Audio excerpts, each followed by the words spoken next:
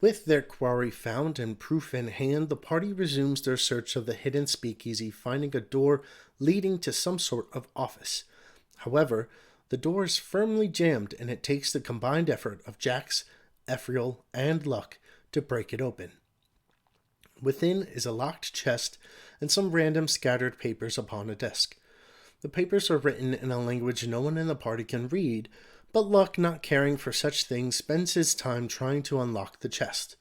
With the carelessness that comes with young age, Luck forgets to check if the locked chest is locked for a reason, and activates a pressurized trap of some kind.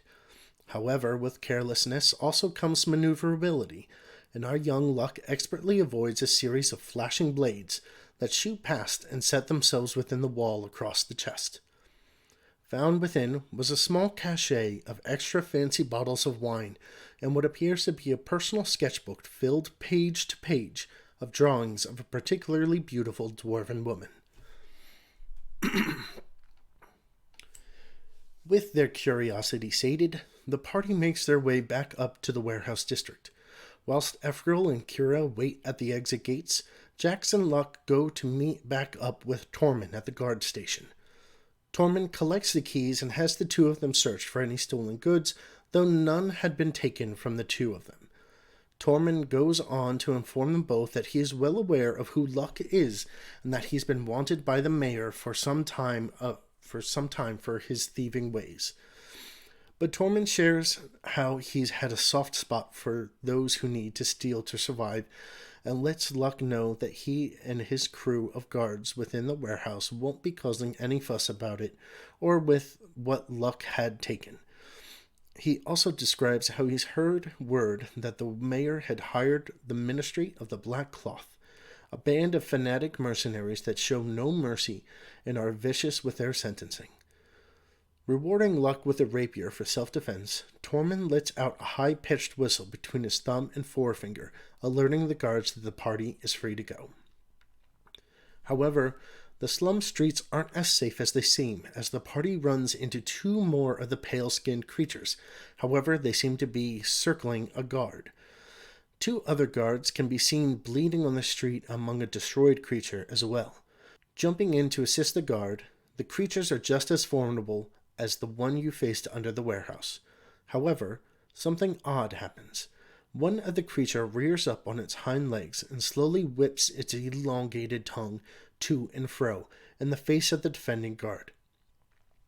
Midst battle, the affected guard seems to turn against the party, ignoring the pale creatures and turning its attacks upon Kira, who just so happened to be closest. After disposing of the remaining creatures and the strangely affected guard, the crew tried again to get their butts to rest at the Laughingstock Inn. Jax thankfully runs into another guard on patrol and notified him of the attack, which he quickly ran off to notify the captain. Approaching the now closed tavern, the party is allowed in by Galvin and his wife, Helga, who immediately slam and lock the door behind you.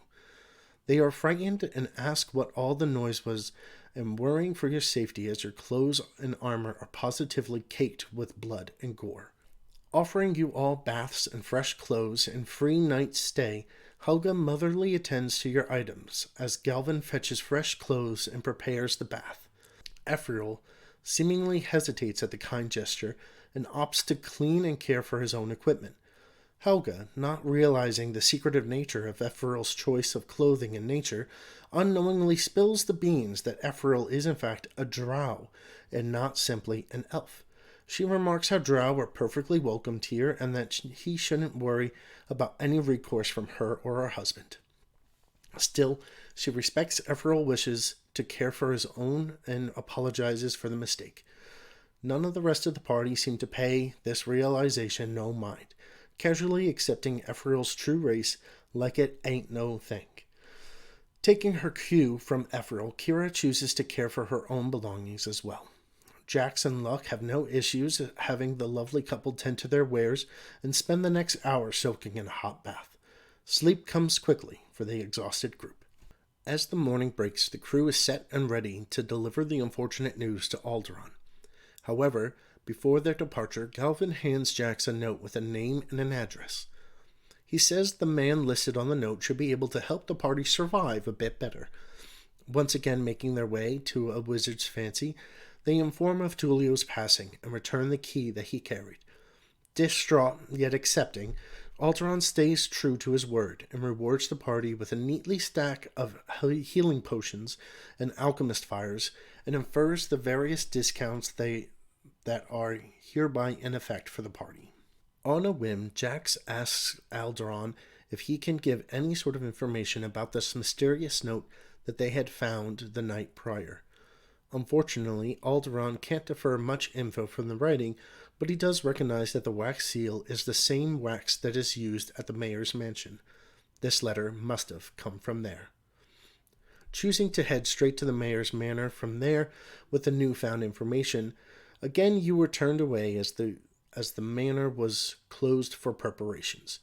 Feeling a bit defeated, the crew decided to turn to the note given to them by Galvin and chose to search for this proclaimed helper.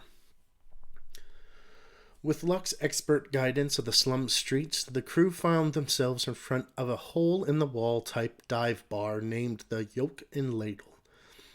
Before they could enter, however, they are met with its bouncer, a gnoll of rough yellowed fur and black spots. With the news that you are searching for this Broloff character, the gnoll threw his head back in cackling laughter and cheerily invited the party in. Calling himself York, the bouncer led the group to his boss, Zobin. A dark green scaled lizard folk, Zobin remembers seeing Broloff carried away by the Ministry of the Black Cloth just the night before, and resigns to say that if Broloff was under the contract of the Ministry, then he is most likely dead. He speaks of how avoiding the Ministry is the best course of action to stay alive, and that they should forget about Broloff and just try to run off and survive. Ephrael and Kira are apt to take Zobin's advice, but Jax won't have any of it. If there is evil about, then it's Jax's duty to take care of it. She won't have these thugs push her people around. Something about Jax's energy and conviction convinces the other members to tag along in her attempt to still search for Broloff. Zobin can only offer the direction that the ministers had dragged him off to, which happens to be near the center of the slums where the dried-out well had been boarded up years ago. Again, the party sets off into the Pebblewalk district, finding the well with ease. Upon reaching and inspecting the boards covering the well, Jax's keen insight shows that the boards haven't been set in place very well.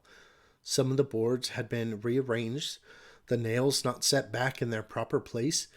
It was during this intense inspection that a loud thud echoed out into the air. A loose board bounced with yet another loud thud.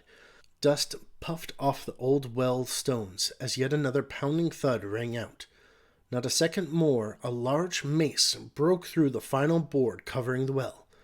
A large man, soaked entirely to the bone, tried lifting himself out of the well, clinging to the side of the wall. Each of our adventurers drew their weapons and demanded answers from the drenched man. He, through gritted teeth and shaking forelimbs, introduced himself as Broloff Brightwater, a human cleric of the goddess Njord, the very man they were searching for. Through some convincing, Broloff talked his way into climbing the rest of the way out of the well. Apparently, the well still had quite a bit of water still in it, but took a hell of a climb to get back up to the top. With Jax exclaiming how Galvin and Helga said that he could help them, Broloff instantly agreed to join the crew with whatever it is they were planning to do. He spoke as if Galvin and Helga were good friends, and that their request for him to join was all he needed. With some downtime on their hands, Broloff took out a small accordion and started playing a ditty. Jax clambered up upon the tall man's shoulders and let out a clarion call with her horn, attracting a crowd of passerbys. With her whip out, she put on a show, cracking it along the beat of Broloff's accordion. After playing a bit, the party, now at 5 members, went back to the laughingstock to fill their bellies with food and drink with the rewarded coin. Yet it didn't take long until the door of the tavern was forcibly slammed open to reveal a peasant of a man clutching a wanted poster with Luck's face on it in his right hand. Behind him, 4 ministers of the Black Cloth entered the tavern. The lead minister recited an oath claiming Luck to be under their contract, and that his end will be swift under the authority of the Ministry of the Black Cloth. We end the session with a bewildered, if not slightly frightened look on Luck's face. And there we have it. A brief, if not concise, review of the first 2 sessions for this campaign. Please consider following the Role Players Guild on Twitch to follow along the campaign and to watch our Pathfinder series DM'd by our very own Ajax Templeton.